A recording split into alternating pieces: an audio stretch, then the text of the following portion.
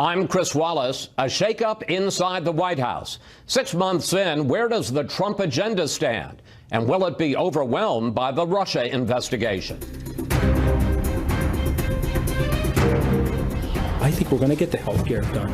I also think we're going to get tax reform done. And whatever else is on the president's agenda, we're going to work very, very hard, very studiously here to make it happen. We'll discuss the president's plans and his ongoing relationship with the media with the new White House Communications Director, Anthony Scaramucci.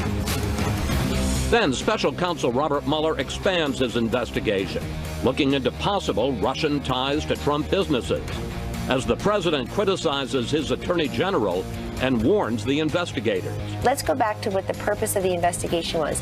Russian interference in our election. Sessions should have never recused himself. I have the honor of serving as Attorney General, and I plan to continue to do so as long as that is appropriate. We'll discuss the latest developments on Russia with Republican Senator John Thune and Democratic Senator Ben Cardin. Plus, the president's legislative goals are stalled as repeal and replace creates a logjam in Congress. We'll ask our Sunday panel if Senate Republicans can bring their health care bill back from the dead. All right now on Fox News Sunday. And hello again from Fox News in Washington. President Trump has hit the 6-month mark with his push to repeal and replace Obamacare stalled in the Senate and investigations expanding into possible links with the Russians. Little wonder then the president has decided to shake up his White House staff. Joining me now to discuss the Trump agenda moving forward is the new White House Communications Director, Anthony Scaramucci. Anthony, welcome to Fox News Sunday. It's great to be here, Chris. Thank you. Good morning. Let's talk about how you see your new job. Here's what you had to say on Friday. I think there's been, at times, a disconnect between the way we see the president and how much we love the president and the way some of you perhaps see the president. So how do you close what you call that disconnect? Well, listen, I actually don't think that's the hard part. I think the hard part is just to get reorganized and figure out. One of the first things I want to do is just message to people, we got to get the leaks stopped, Chris. I know that it's Washington, so it's going to be impossible to stop all of them. But I think what's going on right now is a high level of unprofessionalism, and it's not serving the president. So my 3 simple things is I would like to reset the culture inside the comms department so that people recognize that I'm actually there to serve them, and they're going to be working with me, not for me. That's a very big distinction. And that all of us are there to serve the President of the United States and his agenda. And so first thing for me is I want to hit a cultural reset button. Second thing is we got to get the leaks stopped. If we don't get the leaks stopped, I am a business person, and so I will take dramatic action to stop those leaks. And then the third thing is I'll be traveling with the president this week, and we're going to focus and refine the messaging from the White House. He's one of the most effective communicators that's ever been born, and we're going to make sure that we get that message out directly to the American people. And I think that arbitrage spread, the gap between how certain people think of him and how I see him, or say like someone like Ivanka sees him, that will start to narrow, sir. I want to pick up on the leaks. You say you're willing to take drastic action to stop them. Now, these are leaks both coming from inside the White House and also from what's called the deep state, people in the bureaucracy, particularly the intelligence agencies or law enforcement. What kind of drastic action? Listen, I'm going to be very, very clear with people. As far as I'm concerned, that staff has amnesty. We'll see how they do with me at the helm. If the leaks don't stop, I'm going to pare down the staff because it's just not right, Chris. I think it's not fair to the president. It's actually not fair to America or the people in the government. I'm not going to be able to stop the leaks or in the intergovernmental agencies and all that other stuff. That's a whole different ball of wax. But something's going on inside the White House that the president does not like, and we're going to fix it. Well, you say pare down the staff. I mean, this isn't coming just from the communications team. Are you saying that you've been given carte blanche? You've been given authority by the president? I'm just focused on the communications team. As far as I'm concerned, it's a new start for everybody in that team, and everybody in that team can stay as long as they follow the protocol of not leaking, because at the end of the day, the president's super upset about the leaks. It's unprofessional. And so you're asking me what the first steps are. That's going to be one of my first steps. Do you believe that the mainstream media deliberately puts out fake news about this president? There is some fake news, unfortunately. When you say the mainstream media, I think that's a very broad statement. And so what I'd like to say, and I'd like to believe, that there's still a level of objectivity in the mainstream media. But unfortunately, there are specific individuals that do stretch stories or do fabricate things. I've been the victim of it myself, and so it's definitely there, Chris. I don't think we can dial that down, but we can use the mechanisms of social media and the president's presence in social media to hop over that if necessary. But what I would say to you is that the good news here is that it's a fresh start for everybody. I certainly want to engage the mainstream media. I expect that they're going to want to hold me and the White House accountable, but we're going to sort of want to hold them accountable, too. So I'm hoping that there'll be symmetry in that relationship. You say that there are certain individuals, certain outlets. You want to call any of them out by name? No. I think it's more specific to specific stories, for that matter, and so it's not necessary to call anybody out by name. I'm hoping to create an era of a new good feeling with the media, give everybody a fresh start. Let's see if we can reset this and create a more positive mojo among everybody. And again, like I said, we have a story that we want to tell. It's a phenomenal story for the American people. There's a policy agenda in place that I think is phenomenal for the American people. If you look at the last 6 months, I think there's been some distortion in terms of how successful we've actually been. And I think we want to clear that up. And I think the president made that clear in his press release on Friday that we're doing very, very well. Lots of the American people are super happy. And we just need to close that gap, if you will, and make that connection more forcefully. Well, one of the areas where the president has said there's been a lot of fake news has been in the Russia investigation and the potential for a scandal there. President Trump reportedly wanted you because you're a tough street fighter like he is.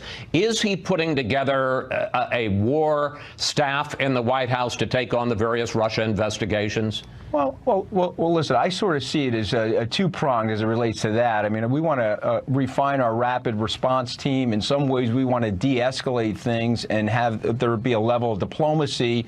In other ways, we want it to be very hard-hitting and warlike. And so it's sort of a blend of those two things, Chris. But as it relates specifically to Russia, there's certain things that I can talk about from inside the White House, and there's certain things that I'm not allowed to talk about.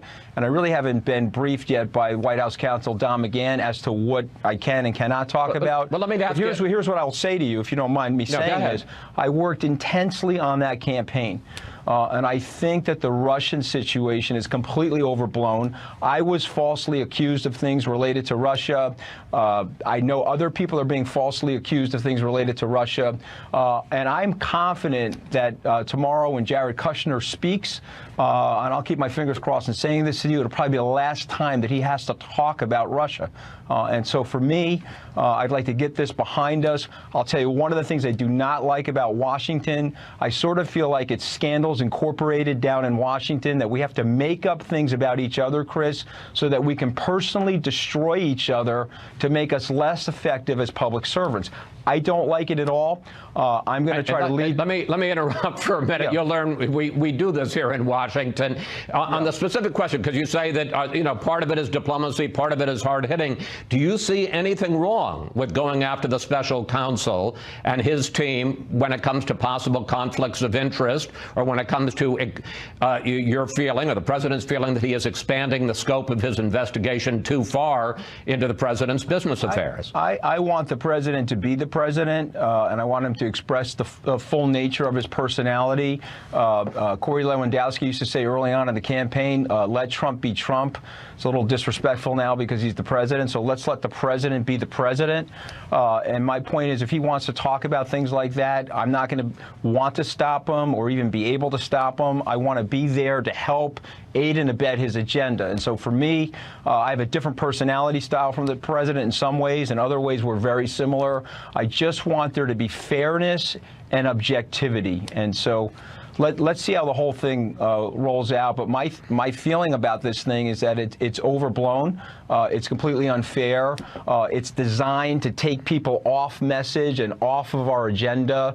And we're going to get people on our message and on our agenda. Let me ask you one last Russia question, then I want to talk about agenda. In a tweet this week, the president said this weekend. He asserted his complete power to pardon. Question, if he and his people have done nothing wrong, why even talk about pardons? You see, this is one of those things about Washington, and it's the convolution and the nature of things. I'm in the Oval Office with the president last week. We're talking about that. He says he brought that up. He says, but he doesn't have to be pardoned. There's nobody around him that has to be pardoned. He was just making the statement about the power of pardon. And so now all of the speculation and all the spin is, oh, he's going to pardon himself and do all this other nonsense. The president does not need to pardon himself. And the reason he doesn't need to pardon himself is that he hasn't done anything wrong. Okay. And so for me, we can microanalyze every one of the president's tweets. That's fine. We can go in that direction. But what I want to do for people is get it back on the president's agenda. This is a jobs president. This is a president that's going to help middle-class families, lower middle-class families. You want to talk about gaps, Chris? There is a wide income gap that many elites do not feel, but the president feels it, and members of his staff feel it, and people in the middle of America feel it. And you know what we're going to do? We're going to put policies together that close that gap. If people want to talk about these nonsensical scandals, I'll let them do that, but I'm going to be missile-locked on focusing on the president's agenda and helping people to understand the president the way I know him and the way I love him.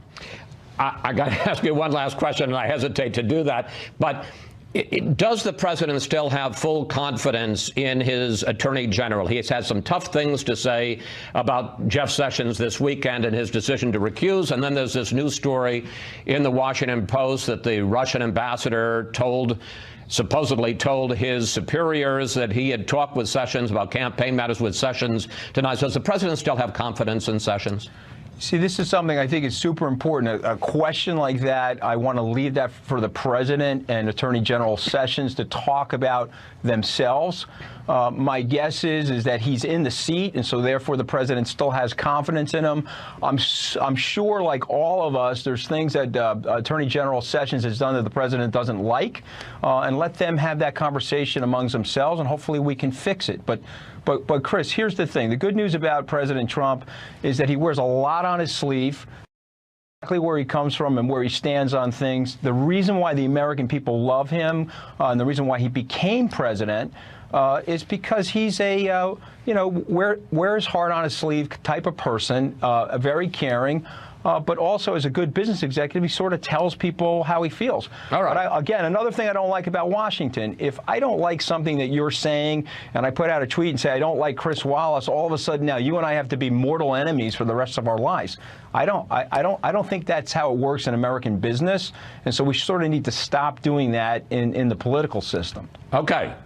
Speaking of tweets, in the time we have left, let's do a lightning round. Quick questions, quick answers, Anthony. Yeah. You have been deleting some old tweets over the last couple of days, you say, and quite understandably, because they were a distraction. They were when you weren't working for Donald Trump. Now you are working for Donald Trump.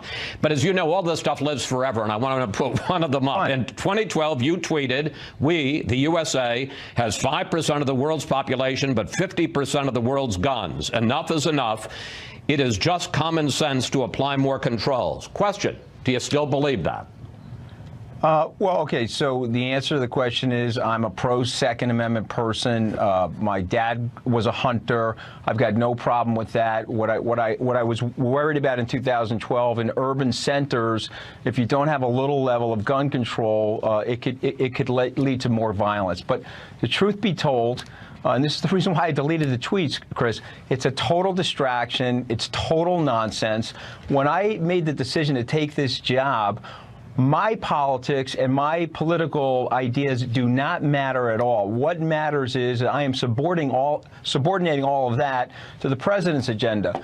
Ed Koch, who lived in this great city, had a great line. If you believe in 9 out of the 12 things that I'm for, you should vote for me. If you believe 12 out of the 12 things, you need a psychiatrist. Okay, and so all right. as far as I'm concerned, now let me pick up because you're blowing the whole idea of the lightning round, and I want to move on. But that's a super loaded question for a 15-second answer. Okay. All right, but keep going, Chris. Go ahead. Here's another one.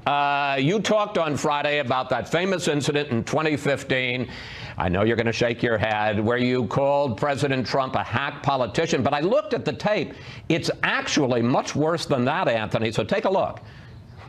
He's a hack politician. He's probably now. going to make Elizabeth Warren his vice presidential nominee with comments like that. The politicians don't want to go at Trump because he's got a big mouth and he's afraid he's going to light him up on Fox News and all these other places. But I'm not a politician. Bring it. All right, so why is he resonating? You're an inherited money dude from Queens County. Bring it, Donald.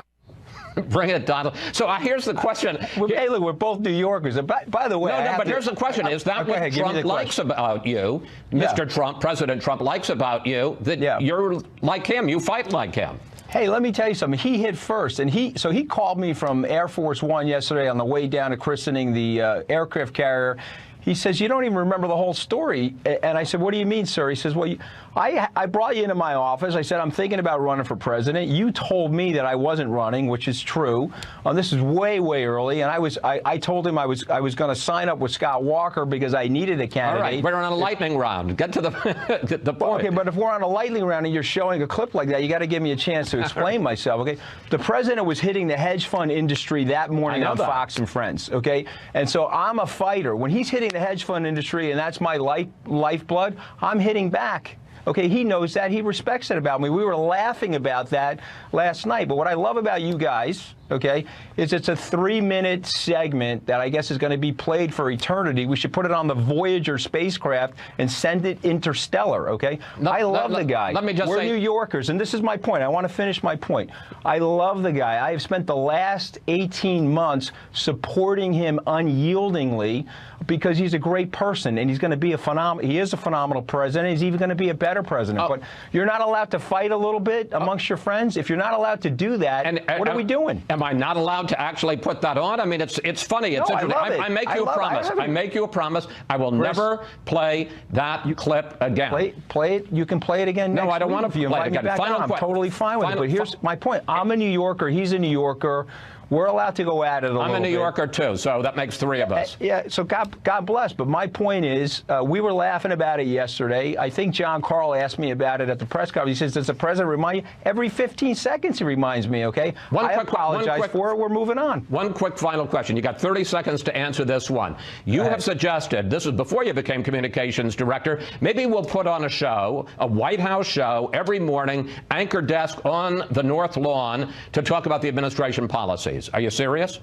I don't know. I got to talk to the president about it. I mean, that was when I was brainstorming before I had an official job. But here's what I would say to you in less than 30 seconds.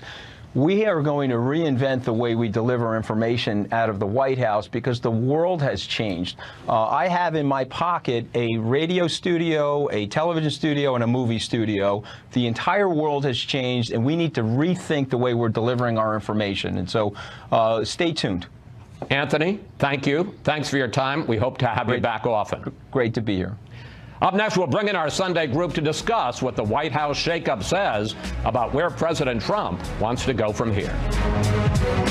Love the president. I love the president. I love the president. I love the president.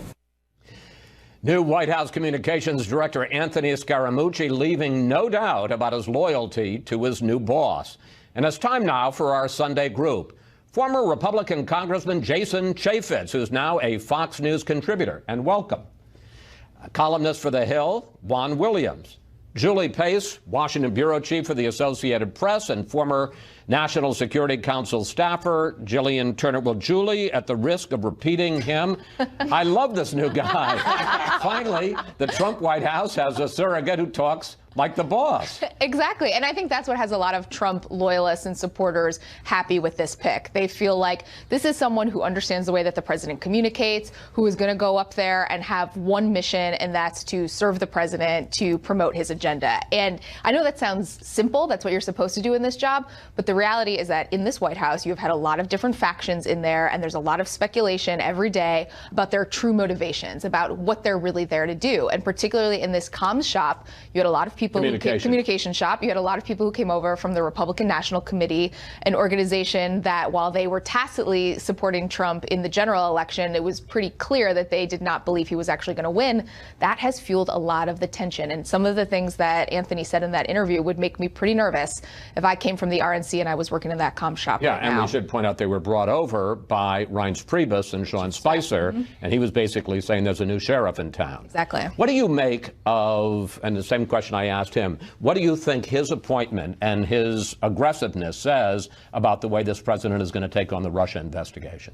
Well, I think the Russia investigation is something that they're going to be dealing with for months or even years, and they have to figure out a strategy. They can be aggressive, they can take this head on every day, or, and this is what a lot of Republicans would prefer that they do, is they try to push a different agenda. They try to focus more on health care, have the president out there talking about it, try to focus on tax reform or infrastructure.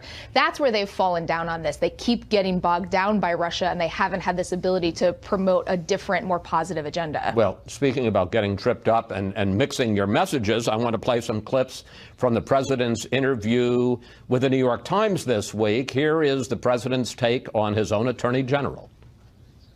How do you take a job and then recuse yourself? If he would have recused himself before the job, I would have said, thanks, Jeff, but I can't, I'm not going to take you. It's extremely unfair, and that's a word to the president. And here is the president on special counsel Robert Mueller's investigation. Mueller was looking at your finances, your family's finances, unrelated to Russia. Is that a red line? Would that be a breach of what his actual... I would say yes. Yeah, I would say yes. Congressman Chaffetz, is it a mistake for the president to take on Sessions and Mueller, or should he go after them aggressively? Well, he's going to do what he's going to do. I mean, I think that's part of what's endearing to America is the fact that he just kind of lays it out the way that he should, the way that he wants to. I do think it was a mistake to have a special counsel. I don't think it's risen to that level, but nevertheless, it's in place. And I think he's going to have a very aggressive style going after him. But do you think that's smart to go after the prosecutors and try and undercut them? No, I don't. I don't think that's necessarily the right way to do it, but it is the way the president's going to do it. And I think that's why he brought on Anthony Scaramucci. He actually speaks native Trump, and he's going to convey that to the American people. Not only did Attorney General Sessions get a kind of a vote of no confidence from the president, but he also has to deal with this new Washington Post story that I talked to Anthony Scaramucci about, which reports that the Russian ambassador was intercepted, electronic intercepts, telling his superiors in Moscow, in the Kremlin, that he had discussions with Sessions about campaign matters, something, as you'll see now, that Sessions flatly denied. Let me be clear. I never had meetings with Russian operatives or Russian intermediaries about the Trump campaign. Jillian, how much trouble is Jeff Sessions in? And with Jared Kushner testifying not once but twice this week before congressional committees behind closed doors, how serious is the Russia investigation at this point? The Russia investigation, from my perspective, is growing more serious by the day. And to the point about the Attorney General, his dealings with Russian Ambassador Kislyak are the reason he recused himself from the investigation from the get-go. So he did that voluntarily. It's something the president has now said he resents. It was completely his decision to do that. And I would just say, in terms of the Attorney General and this ongoing investigation, there's really, to build on a point Julie made, there's really two models that the president can follow. This is something that Steve Hadley, President Bush's national security advisor, captured brilliantly in May. He said there's two models here for the entire administration. There is the Nixon/Clinton model, where you treat it as a criminal investigation, you lawyer up, you have your hand in the pot every day, you push back as hard as you can, or there is what he called the Reagan model for that he chose during Iran-Contra, which is you take a step back, you have respect for the process, and you let the chips ultimately fall where they may. the Trump administration is clearly choosing the former model. They could still reverse course if they wanted to. And I think certainly they would be politically smarter for making that decision. It didn't work for Nixon. It did work for Clinton. Yeah, but I think they both, well, it worked for President Clinton to a certain extent. Well, he stayed in office. And he survived any Right. roughed up Ken Starr. Let me move to you, Juan. What do you think, and I want to put this all together, what do you think the president's various actions this week on Scaramucci, on giving that surprising interview to the New York Times, on shaking up his legal team, the guy who was in charge, New York lawyer Mark Kasowitz no longer is, what do you think that tells you about where this president is right now? Well, I think he's totally focused on the Russia story. I think, let's use a cultural term, the Godfather. He's going to the mattresses right now. I mean, he brings in Scaramucci because he sees Scaramucci as a guy who got an apology from CNN, got people fired at CNN. He admires Let's just quickly point that out. CNN did a story that said that Scaramucci was under investigation. There's no evidence that he was, right. And that's what followed. And then President Trump, who had initially taken advice from his White House chief of staff not to bring in Scaramucci as White House public liaison. Suddenly, he's now fascinated with Scaramucci because he's had success in this kind of street fight attitude. So you have that. But then the big surprise was, as you point out in the New York Times interview, to go after his own attorney general. And you have to wonder about the subsequent leaks about the attorney general. It could be, given what he said about Robert Mueller and trying to discredit Robert Mueller, who is the investigator, that he now thinks if I can get rid of Sessions, I can get somebody over there who will fire Mueller and make it easier for me as we go down that path. So I think what we are right now is we're on war footing. I mean, this is an explosive moment for the president, for the legal system, for the Constitution. I just want to ask you one quick question at the end of this segment, because I must say the thought occurred to me on Thursday. You have the president basically saying, I'm really unhappy with Jeff Sessions and I wouldn't have appointed him. And the next day there is this leak of information, I see you smiling, about the fact that Sessions may have misled everybody about what he talked to Kislyak about. Do you think, I mean, is there, obviously the thought has occurred to you. It has occurred to me and many other reporters. I'll just go with what my friends at the Washington Post said about the story, which is that they have been working on this information since June. And all right, Chris, if the president thinks he's felt the ire of the Washington D.C. firmament, fire the attorney general or the special counsel, and you will really feel the wrath. All right, you know what we're going to do, folks? I promise we are now going to talk agenda. Well, maybe not quite, but we are. We're going to take you a break. See you a little later. Coming up, the Senate gets ready to vote on Obamacare, but what will they be voting on? Two key senators join us next. A look outside the Beltway at Mount Rushmore in Keystone, South Dakota. The Senate holds a big vote this week on what to do about Obamacare, with major splits among Republican members. Meanwhile, other priorities like the budget, tax reform, and raising the debt limit are stacking up like planes over an airport on a summer afternoon. Joining me now to discuss the Trump agenda from South Dakota, the chair of the Republican Conference, Senator John Thune, and from Baltimore, Democratic Senator Ben Cardin. Gentlemen, before we get to Obamacare, I want to ask you all about an agreement that congressional leaders in both parties have apparently reached over the weekend about a bill to impose new sanctions on Russia and to limit the president's ability to lift those sanctions. Senator Thune, is the president going to sign that bill? I believe he will, Chris. The Senate passed it 98-2. Obviously, both Senator Cardin and I voted for that. The House has made some minor modifications. We included Iran. They extended it to North Korea. But this is a bill that will go to the president's desk, and he should sign it into law. You say he should sign it into law. There has been some pushback from the administration. They don't like the idea that it limits his ability to conduct diplomacy by imposing sanctions and limiting his ability to lift them. Well, that's true, but I think that in the end, the administration will come to the conclusion that an overwhelming majority of Congress has, and that is that we need to sanction Russia for their meddling in the U.S. election. That, I think, will pass probably overwhelmingly again in the Senate and with a veto-proof majority. So the president, I think it's in his best interest for a lot of reasons to sign it, and I believe he will.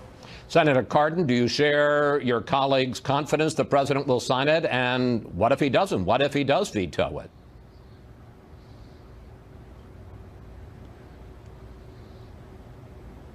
Well, Chris, this is a very strong bill. It imposes mandatory sanctions on Russia. It provides for a congressional review if the president wants to waive or eliminate sanctions. It's very bipartisan. The Senator Corker and I on the Senate Foreign Relations Committee drafted a good part of it. Senator Crapo and Brown from the Banking Committee. It has broad support in the Senate and in the House. If he vetoes a bill, we will override his veto. Let's turn to the big health care vote this week. Here's what Senate Democratic leader Chuck Schumer said. We Democrats don't know what our Republican friends are planning to vote on next week. I'll bet many Republicans don't know yet either. Senator Thune, as the number 3 Republican in the Senate, do you know what you're going to be voting on next week? Is it repeal or is it repeal and replace? It's voting to get on the bill, Chris. It's voting to open the debate. We can't change the status quo, which is skyrocketing premiums and collapsing markets out there for way too many Americans, unless we get on the bill. So the vote will be at some point this week to proceed to consideration of the bill. It's a procedural vote, at which point all amendments become in order. There will be an unlimited opportunity for Democrats, for Ben Cardin and some of his colleagues to offer their amendments, for Republican colleagues to offer theirs to try and improve and strengthen the bill. But you can't do that unless you get on the bill. So the first vote, which will occur sometime this week, will be to proceed to that consideration of that legislation and to at least have a debate where we can have an open amendment process and give people a chance to be heard. Without getting too far into the weeds, I know the first, when you get on the bill is the House bill, which nobody likes, the question, including a lot of people in the House. Then Senator McConnell is going to offer a substitute, the First Amendment, and is that going to be repeal or repeal and replace?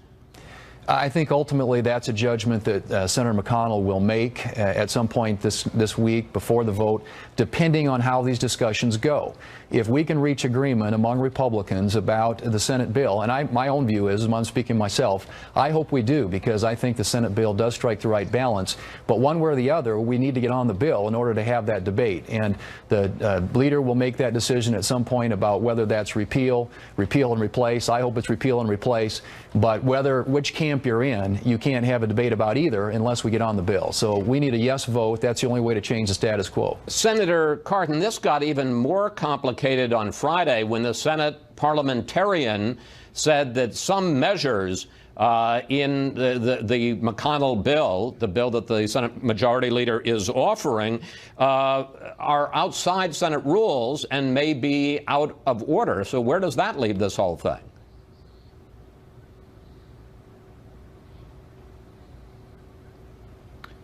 Well, if we go on the bill, if the Republicans have the votes to move on the bill, 22 million to 33 million Americans are at risk of losing their insurance coverage. All Americans are at risk of losing quality insurance coverage. So if we get on this bill, we're under what's called reconciliation.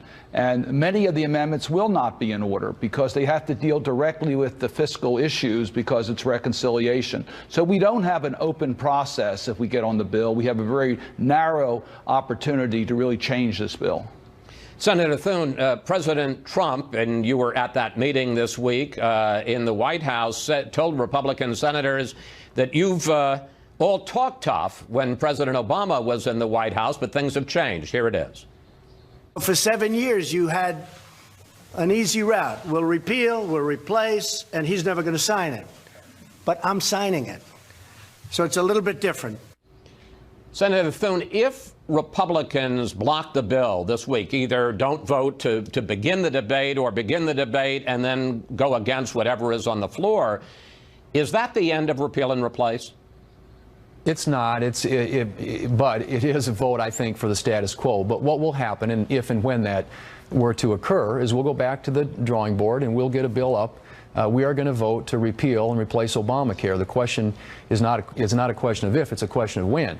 My argument, Chris, is that we need to do it sooner rather than later, which is the argument that the president made, because this thing is spiraling out of control. Obamacare is in a death spiral. You have seen since 2013 premiums in this country in the individual marketplace have more than doubled. You've got markets that are in a free fall, in a collapse. And something has to be done sooner.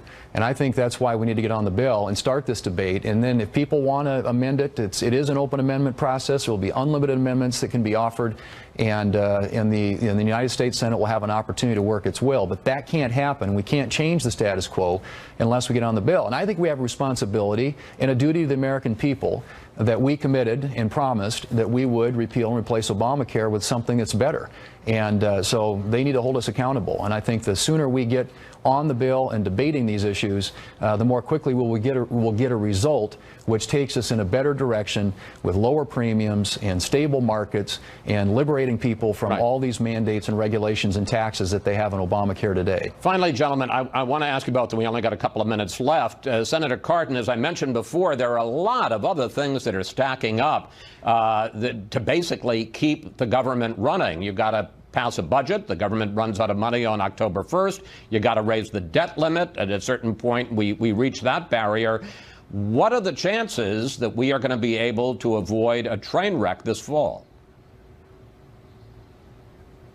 Well, if you want me, I'll take that, Chris. First off. Wait, no, I'm asking Senator Well, there's a better Cardin. way to move forward. And answer to Senator there's a better way to move forward. In response to Senator Thune, if Democrats and Republicans work together, we can get things done. Senator Alexander, the Republican chairman of the Health Committee, says he'll schedule hearings. We had no hearings on the health care bill that the Republicans are considering. Let's work together. We worked together on the FY17 budget. We want to improve the Affordable Care Act, not repeal it. And there are ways we can do that by bringing down overall health care costs and making, particularly in the individual marketplace, health insurance more affordable. On the budget issues, we have members of the authorizing committees on both the Democratic and Republican side. The Environment and Public Works Committee this week will be passing out some authorization bills that deal with the budget.